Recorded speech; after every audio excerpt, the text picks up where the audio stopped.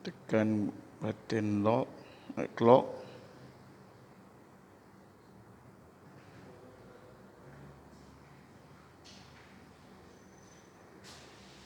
Berapa jam? 12? 5 minit. Okey. Untuk guna timer, tekan butang on.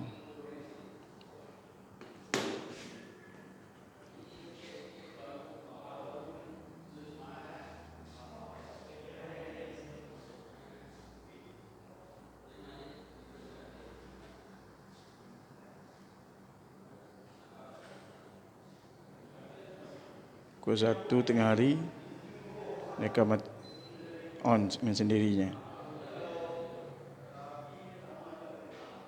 Kalau kita nak guna untuk matikan aircon waktu pagi supaya kita tidur,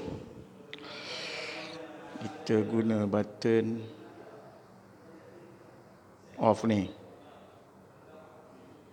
Kemudian kita tekan clock pukul 2 pagi ke,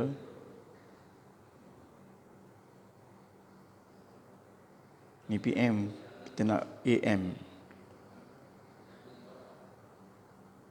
Biasa pukul 3 pagi. Pukul 3 pagi lah selalu. Hari pun dah sejuk kan. Tekan setting pada pukul 3 pagi.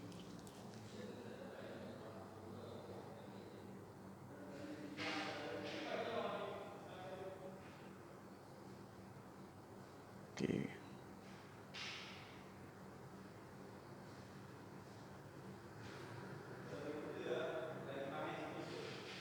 Pukul 3 pagi.